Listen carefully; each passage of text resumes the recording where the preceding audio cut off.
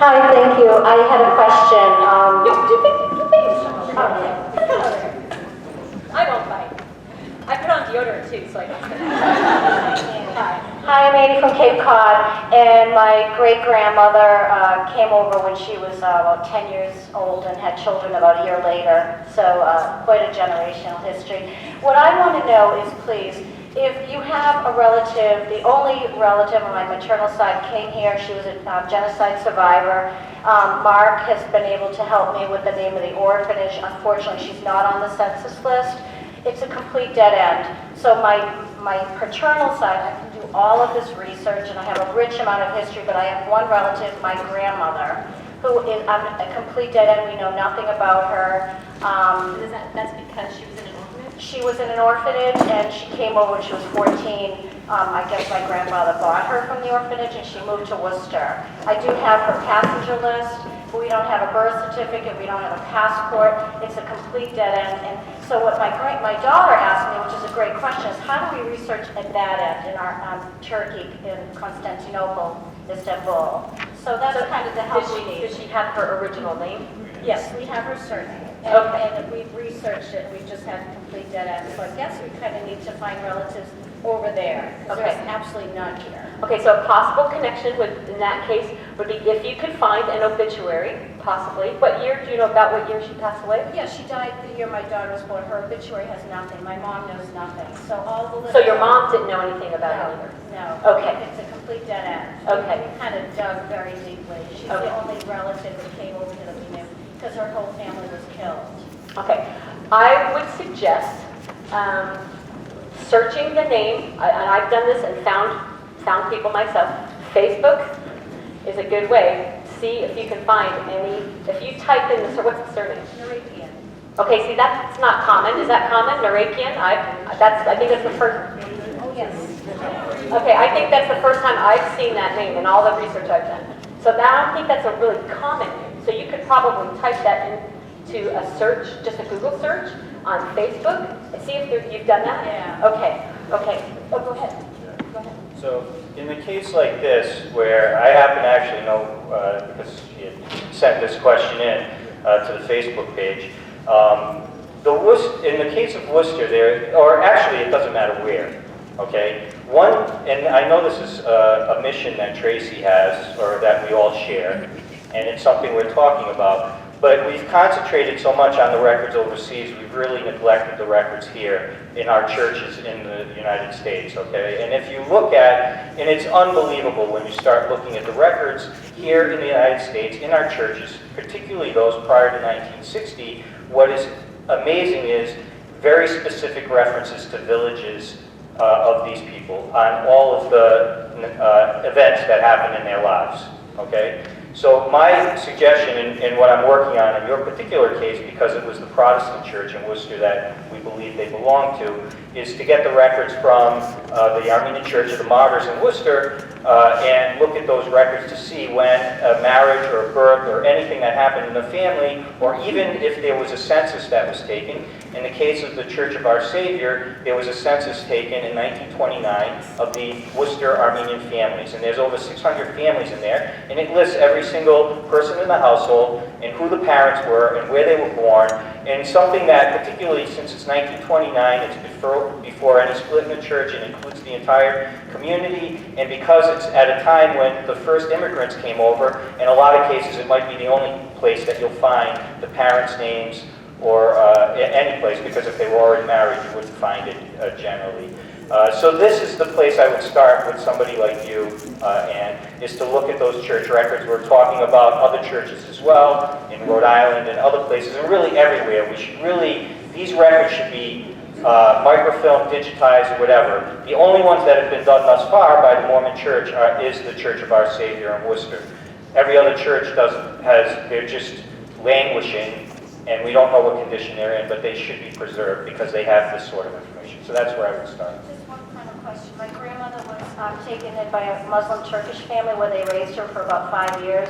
Are there any links to finding those families in Turkey? We have I don't know if she's on this particular list, but on the Facebook page in our file section, there's a list of Armenian women and children who were released from Muslim households.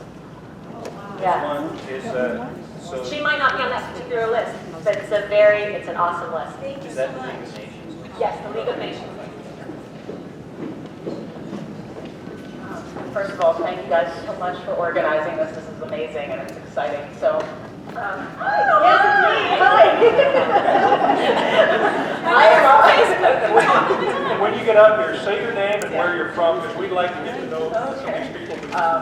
So I'm Sandy. I'm from New Jersey. My family is actually Assyrian, but I joined the Armenian site because I have a lot of people that married into the family that are Armenian, and also I found that it has helped me search for my own family's records by learning how to search for others. So that's kind of my background. So I have actually talked to Mark on the phone about his database. So my question is about, there's two.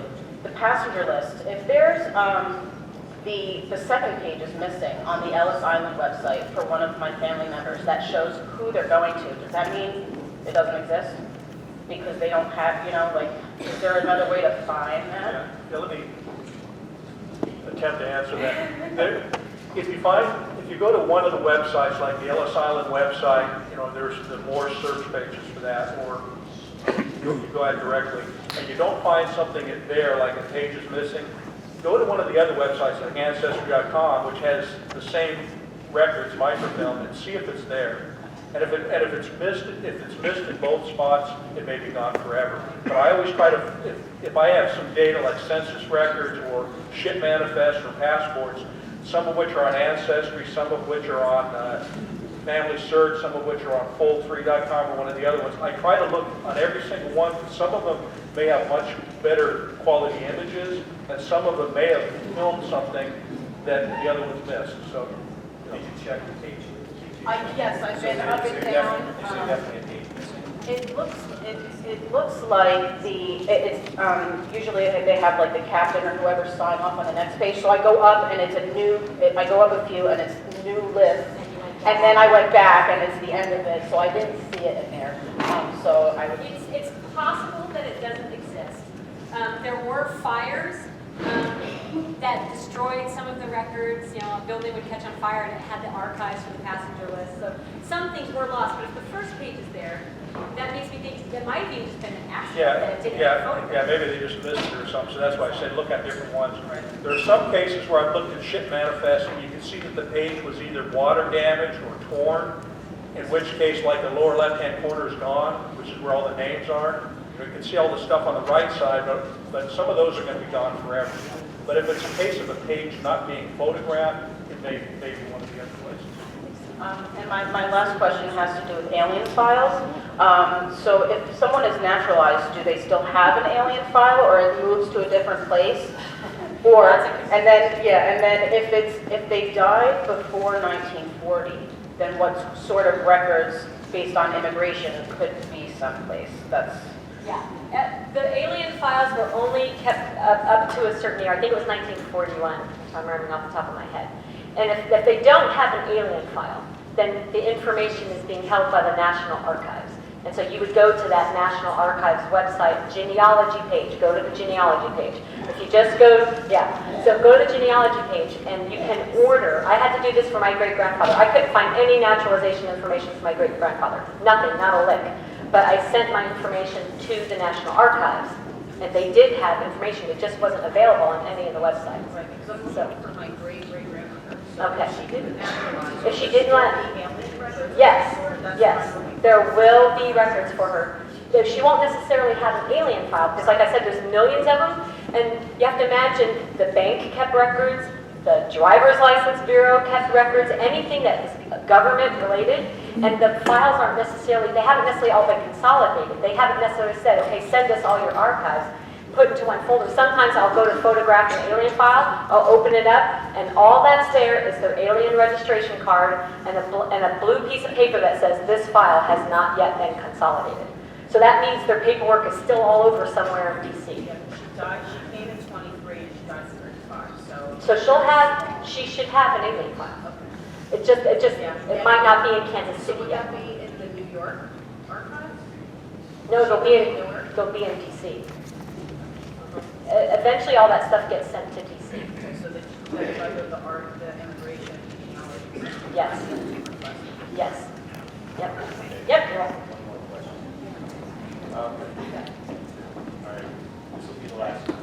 So quick question. Have you come across anything that explains the names of the villages in the larger cities? So for example, I know that I read, the only thing I read was that in Sebastian, there's 300 villages, and I'm having trouble finding a list or a map or anything that explains that. So if you're looking for villages, just post it on the Facebook page and I'll find it for you. I'm gradually mapping the whole everything. I haven't done Sebastia yet. I've done one section of it. I've done the Kochizar district, which is like Watertown in that area, those villages in that area. But eventually, I mean, all of Carpet is done, all of Derzim is done, all of, I'm doing Mush now. So eventually I'll do everything. Ganj, Chabakchur, I've done those, even some of Van. So I'll get to them all, but if you ask, I'll just find it. I use a lot of different sources, Turkish, Armenian, military maps, databases, United States Defense Mapping Agency. I use a lot of sources. I think there's a lot out there. So you'll see, if you afterwards during the workshop phase you want to come up and ask about a village, I have most of my sources either electronically or through the books I brought to help people find villages if they're looking for them today. If you're looking for the name of a village, one of the things to keep in mind is the village names and pretty much all the place names in Turkey and Russia and wherever Armenians live are spelled many, many different ways. And I've looked at probably maybe a million ship manifest entries trying to find Armenians in there, and I've seen place names that look like they're fairly simple to spell names, spelled dozens of different ways. So if you have any kind of an inkling of what the place name is, just put it on the Facebook page and somebody will figure it out, because we have some great resources here for finding those things. And on my website, I've got it kind of arranged hierarchically where you can drill down to find it, but if you don't know where it is, which part of Turkey it's in, then just put it on the Facebook page, we'll figure it out. Hi, I'm Carol Constantian from Worcester, originally now in Arlington. I just have a quick comment, not even a question, but I've been working with the census forms a lot recently, and this is kind of an aha experience I just had a few days ago. I have been relying on the transcription below, because it's so much easier to read, and it was, I've been going through those, and I finally read the fine print where they said they don't transcribe everything on the page, and you should look at the original document, which is probably obvious to everybody else, but I mean, I just found a gold mine yesterday on, I had a grandmother who died in the 1930s, so nobody really remembers her, and I found a census form from when she was a child, and it had her whole family on it. Sometimes it even includes like where their parents and their parents' parents came from and languages, and that's where I saw that she actually, she wrote Syrian as her language. So she, I never had, and nobody in the family had any idea where her family came from, just from who she married's family. So now I know that whole branch of the family was from Syria based on all this extra information. Also information on the ship manifest where who they were staying with and who they came from. And it's not necessarily in the part that's easy to find, but if you go on and you can enlarge it, you can get all this extra stuff. The important thing about the images for these things, like census records and things like that, what's happening, a lot of times the information isn't correct or it's not spelled correctly, and that could be because the census taker didn't know how to spell an Armenian name and the person answering their questions at the door didn't speak English. So things are going to be spelled wrong. Also, the records are being indexed by volunteers who probably don't know Armenian. There's thousands of volunteers working with Family Search, and that's where Ancestry gets most of their records from. But they're from all over the world looking at these records, looking at images and typing in what they see. But if the image is blurry, or if their handwriting was sloppy, or if you're not familiar at all with Armenian names, and you're looking at this thing and it looks like, you're going to type what you see. Well, that looks like a K, that looks like. So you have to be really creative and understand that things aren't necessarily going to be spelled correctly, and looking at the image is important, because what looks like might say one thing and that the indexer wrote it down that way. If you look at the image, you might see, oh, you might recognize the name right away. Say, oh, and, so looking at the image is very important. Yeah, so my name Constantian became Constantino on a major record, so I now have to search for Constantino too. And I look at it, it's obvious that it's IAN to me, but Yeah. okay,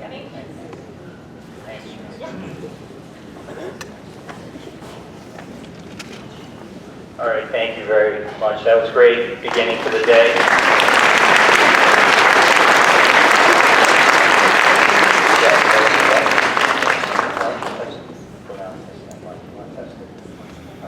Before Mark comes up, he's going to test the mic from the location up there and make sure it's going to work. You might get a rude awakening. But before we do that, I want to do a couple of things. First of all, I want to figure out who's the. We'll start with who's the oldest person attending today. Maybe is there anybody over 90 attending? It's you. Me, yes. Thanks, Luke. Thanks, Luke. Yes. We're not going based on just the hair style. Actually, is anybody over 90 attending today? I'm not seeing who. Dr. Duranian? I see Dr. Duranian in the back. Is he going to claim to be the oldest? Well, I have a flag, Armenian flag for you, Dr. Duranian. Way in the back, last row on the left, Dr. Duranian. Dr. Martin Duranian from Worcester wrote his father and him have edited a number of books on, and written a number of books on Hussein and carpet. So if you don't know him, he also wrote Worcester is America, and he's also written about famous Armenian that served in the U.S. So we're glad to have Dr. Duranian here today. How about the youngest? Is there anybody under 20? We got one. Come on up. Yep, come on up.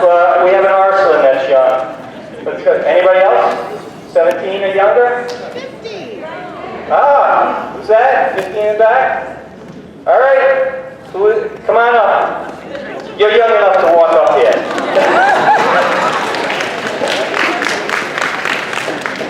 We got two.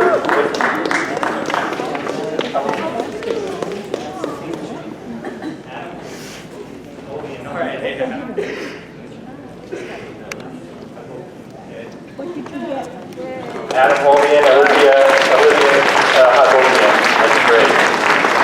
All right, I got a couple more here. I'm thinking, we've got to figure out who came the farthest way to get here. And I know two people were coming from England. Are they here? Now we have the question: Are we gonna invite? It doesn't count. One of the speakers doesn't count. But we have a debate then. Is England coming further than, say, California? I'm going to vote yes. All right, I got two more flags then. Two coming from England.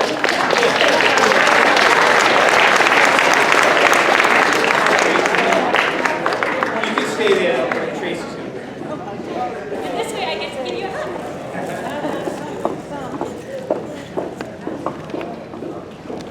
Okay. So,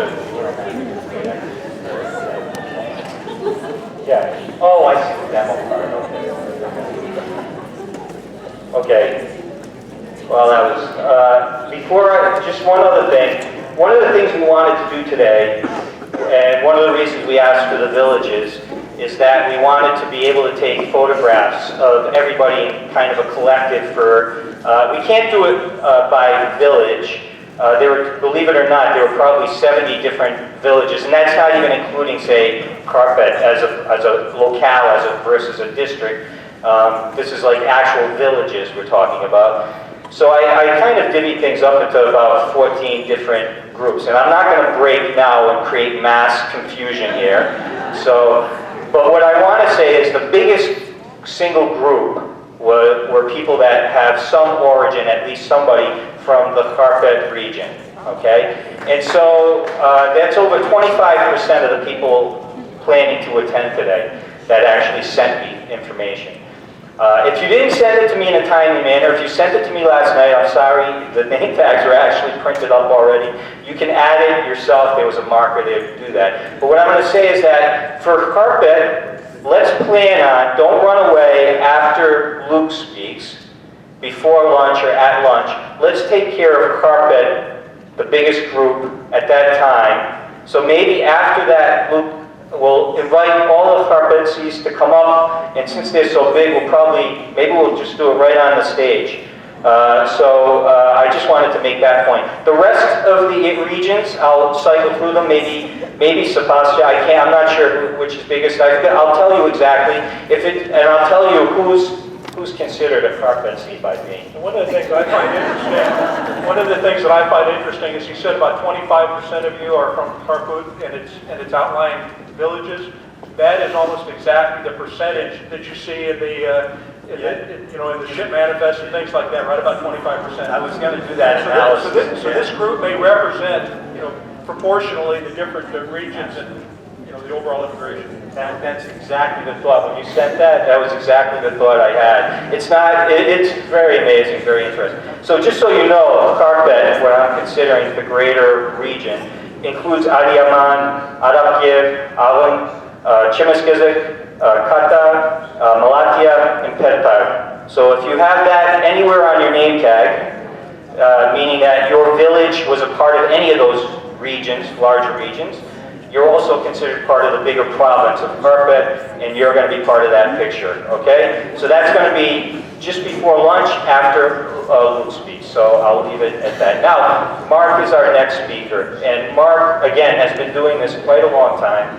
I've been following along all the work he's done. It's phenomenal stuff. You're going to see it with his website, but I think he really needs to be applauded for doing the really tedious work that nobody else is willing to do. He's done it, found a way to do it, and not only that, he's put the back end of the software behind it to make it possible for you to do searches that you can't do any place else as an Armenian. So really, I'm so happy to have Mark here. Please welcome.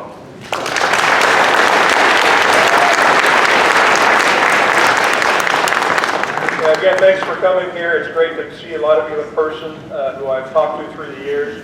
I started my Armenian genealogical research when I was probably about,